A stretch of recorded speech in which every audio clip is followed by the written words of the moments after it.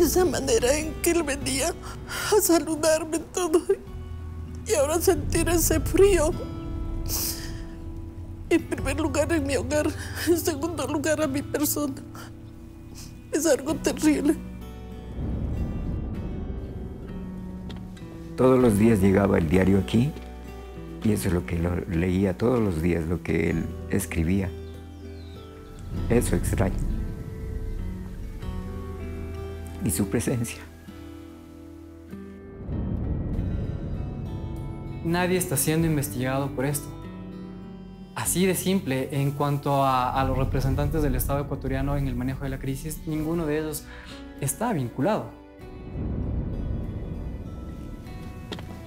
Todos los días don Galo ejecuta el ritual y carga la pesada cadena, cuyos eslabones simbolizan las preguntas que se hace sin hallar la verdad. Esa verdad cerrada como los candados que le agregan el peso de la indolencia y de los secretos del secuestro y asesinato de su hijo, el periodista Javier Ortega, y sus compañeros Paul Rivas y Efraín Segarra.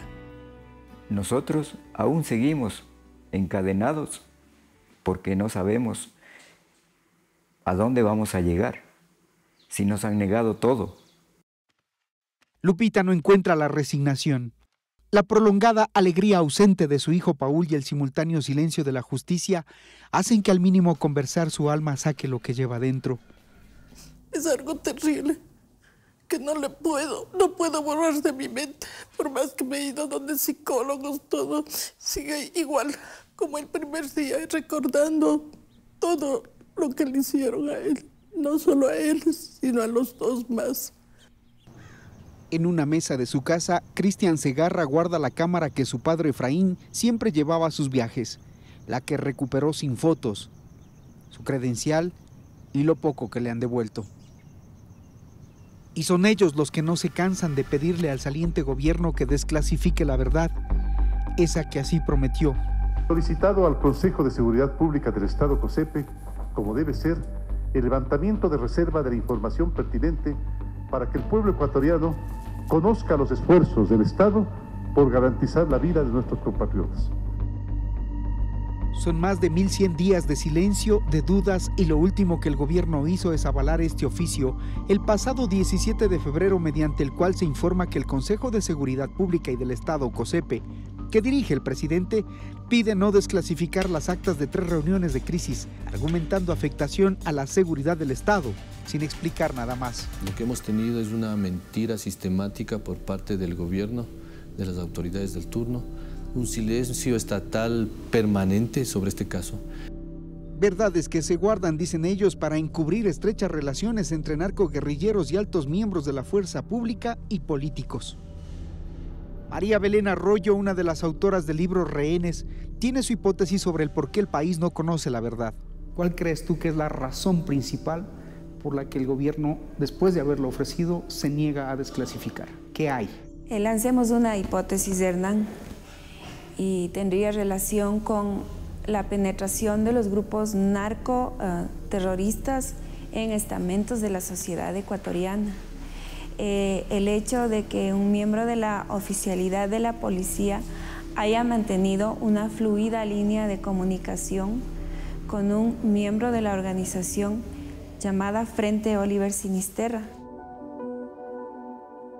Esa hipótesis tiene sustento en documentos e información invisibilizada hasta hoy, como estos chats entre Patricio Arízala, alias Guacho, y algunos de sus colaboradores, con quien era el comandante de la policía en San Lorenzo, el 13 de enero del 2018, 2 meses antes del secuestro de los trabajadores del comercio. Los guerrilleros pedían a la policía que se libere a Patrocinio Cortés, alias Cuco, Diego Tobón y James Coajiboy, detenidos por tenencia de armas y explosivos. Alias Tigre escribía al jefe policial que si no se libera tomarían acciones, y lo cumplieron. Días después, estalló el coche bomba en el cuartel de policía en San Lorenzo. Este hecho justamente de que alguien se chatea desde enero, de que cómo así el Frente Oliver Sinisterra, organización integrada por disidentes de las Fuerzas Armadas Revolucionarias de Colombia, tiene un brazo bien enraizado en la provincia de Esmeraldas de Ecuador. ¿Cómo así? ¿Con qué autoridad está pidiendo la liberación de sus muchachos? Mientras elementos policiales chateaban con los disidentes guerrilleros, entre enero y marzo sucedieron más enfrentamientos en San Lorenzo, Mataje y El Pan. En ese lapso ocurrió, por ejemplo, el atentado contra infantes de Marina. Murieron 4 soldados en la vía Mataje. El disidente alias Tigre advertía con estallar más bombas y pedía incluso hablar con el propio presidente de la República. Los periodistas cubrían la información y decían: disidentes de la guerrilla de las FARC y las fuerzas de seguridad ecuatorianas se han dado ya en el límite fronterizo sobre el río Mataje, que es el afluente que divide a Ecuador, a El Pan, y a Colombia, sobre todo con Montañita, que está en el lado colombiano. Son las últimas novedades que tenemos desde aquí, desde San Lorenzo. Esta es la casa de la mamá de Guacho. El 16 de marzo las cosas se calentaron aún más. La fiscalía allanó la casa de la mamá de Guacho y él escribía esto. Hola, ¿qué más? Anoche sus tropas se metieron a mi casa y maltrataron a mi familia. Y eso sí es grave, panita. Aténgase a las consecuencias con todo su país y su gente, civiles, militares y policiales. Lo que te dije, que ni se metan con la familia. Hola, Guacho, buenas tardes. Mira, Guacho, estábamos en un compromiso. Y el trato era que no cometas daños a la población ecuatoriana. Así listo. Pero hagan lo que estamos diciéndoles, o mañana le pongo una en ese Quito. Dígame nomás. Sigan con los enlaces con Colombia y, como te dije, maltrataron a mi familia anoche. A eso de las 2 de la mañana. Y por eso tiene que pagar. Vea, por cada cosa que se le robaron a mi familia, le voy a mandar a hacer un atentado. Hasta por lo mínimo que se hayan llevado. Ya estoy perdiendo la paciencia. Y civiles que les cogen la frontera se los mato. Dígame que estoy ya perdiendo la paciencia.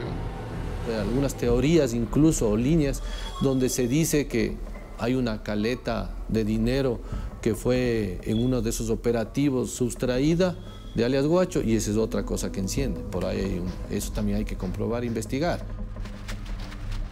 Hoy se sabe que de la casa de la mamá de Guacho, la fiscalía incautó computadores, documentos, libros y esta cámara de video que colgaba de la sala de la casa y que registraba quién entraba y salía de esa vivienda en Mataje. 3 años después, Fiscalía no ha revelado qué encontró en esas imágenes. Las advertencias estuvieron dadas. La policía sabía la gravedad de las amenazas, todas cumplidas. ¿Por qué entonces no se evitó el secuestro? El cuento de siempre. Se tapan los unos a los otros, comenzando desde el jefe máximo, que es el presidente. Todos tienen la culpa. El exministro del Interior fue consultado por este programa. Había miembros de la Policía Nacional chateando con Guacho. Sí, mire, eso es algo que yo no conocía en su momento, no fui informado a detalle de estas interacciones que existían. Simplemente cuando ya sucede el acontecimiento mayor del atentado contra el destacamento de policía en San Lorenzo, se me informa un poco de estas interacciones que existían y que había un oficial que estaba teniendo estas comunicaciones y demás. Ni los miembros de la policía pudieron hablar el mismo idioma en un lenguaje y una perspectiva de amenaza a la seguridad nacional. Ahora explicas por qué tampoco hay toda la información ha salido a la luz, porque hay gente a quien le conviene mantenerla bajo 7 llaves. Los periodistas secuestrados el 26 de marzo en Ecuador aparecieron horas más tarde en algún lado de Colombia. Y ahorita solo estamos en manos del gobierno ecuatoriano, del presidente Lenín Moreno. Eran la muestra de las advertencias cumplidas de los narcoguerrilleros a la policía. El canje de 3 delincuentes por la vida de los 3 civiles era la condición, un problema que no pudieron neutralizar a tiempo. Todo apunta a las sospechas que se han ido construyendo a lo largo de estos 3 años, de que hay una responsabilidad estatal, de que hay actores estatales que estuvieron inmersos en la crisis, que funcionan y trabajan con las organizaciones criminales, con las organizaciones narcodelictivas, y que de alguna forma la actitud del Estado que ha tenido hasta el día de hoy ha sido para tratar de minimizar esa arista del caso y de quitarle el peso y responsabilidad a esos posibles actores que estén ahí. 2 días después del secuestro, una aeronave detectó su posición. Las huellas de calor demuestran que estaban cansados, juntos y vigilados. Como ellos sí saben y las autoridades no sabían. Nosotros no teníamos esa información en ese momento, ¿no? Y le digo como autoridades ecuatorianas, porque usted acaba de decir algo que es objetivo y concreto. Estaban del otro lado, ¿verdad? Entonces las operaciones o lo que hicieron las operaciones no eran las operaciones o los medios ecuatorianos. A diferencia de Ecuador, en Colombia sí hubo detenidos. Uno de ellos quien dijo haber sido el custodio de Javier, Paul y Efraín durante los últimos días de secuestro. Ha contado algunos detalles de los días de cautiverio y ha pedido perdón a los familiares. En 3 años del fatal suceso es lo más cercano que los familiares de Javier Ortega, Paul Rivas y Efraín Segarra han estado de la verdad. Jesús Vargas, alias Reinel, los tuvo bajo su custodia durante 3 de los 14 días que permanecieron vivos y secuestrados. Les daba la seguridad a ellos y los tenía ahí, pero nunca llegué a maltratarlos ni a decirle malas palabras, siempre con respeto, ¿sí me entienden? Y yo lo tuve por un transcurso de 3 días. Caminando por las rutas de la narcoguerrilla, huyendo del hostigamiento militar colombiano en el Alto Mira. A unos 2 kilómetros donde estaban ellos, ¿sí? Había operativo. Y pues mantenía el avión siempre por ahí dando vueltas, buscando ubicación. En los 3 días que yo estuve con ellos, yo me cambié 3 veces de lugar. Alias Reinel tampoco entiende por qué no se dio la libertad que se negociaba con altos funcionarios del gobierno de Ecuador, a quienes prefieren no identificar por miedo. La liberación sí, la verdad sí se iba a dar. Esa liberación sí se iba a dar, eso estaba bien avanzado. Se estaba hablando con gente de allá del otro lado, pero pues como no sé qué ocurrió, la verdad, el gobierno colombiano como que se metió entre el medio de esa conversación y pues se dañó. Ha dado detalles sobre las duras jornadas del secuestro y antes de pedir perdón a los familiares, relató que Guacho el sábado 7 de abril enojado ordenó el asesinato de los periodistas y que no consultó a nadie, que los comunicadores y el conductor fueron trasladados a la zona del Alto Mira y ejecutaron la orden el domingo 8 de abril a las 11 de la noche. En la vereda Los Cocos, entre el río Quejuambí y el río Mira, en ese límite. Los mataron ahí y los enterraron ahí. El análisis de los informes forenses dice que Efraín recibió 2 disparos, Javier Ortega 4 y Paul Rivas 6. Factor común, disparos a la cabeza. Y por la dirección que tienen estos disparos, ya fueron ejecutados con las personas, digo las personas, porque también por las trayectorias podemos inferir de que estaban en un plano superior. ¿Qué es lo que nosotros inferimos con relación a eso? De que tal vez ellos ya hayan estado en la fosa cuando recibieron todos estos disparos. Este guerrillero fue sentenciado a 28 años de cárcel y aún no ha contado todo. Y como lo dijimos en el primer video, la interminable cobertura de los trabajadores del comercio sigue llena de dudas e hipótesis, como la que posiblemente murieron en fuego cruzado entre guerrilleros y Fuerza Pública de Colombia o Ecuador.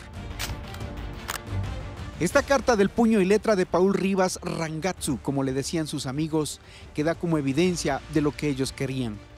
Pedían el cese al fuego, que Ecuador no colabore con Colombia y el canje de los detenidos de Guacho, que nunca se hizo a tiempo. ¿Por qué no lo hicieron? Muchas dudas sin respuesta. Secretos de Estado que se lleva el gobierno de Moreno, que abandonó a su suerte no solo a los familiares de Paul, Efraín y Javier, sino también a los de Oscar y Katy. Señor presidente, se le dice a usted que por favor nos ayude, que nos dé la mano. Que no nos pase lo que nos pasó a los periodistas. Nosotros tenemos hijos, tenemos familia que ir a ver al Ecuador. Bien secuestrados en la frontera norte, donde las cosas en nada han cambiado.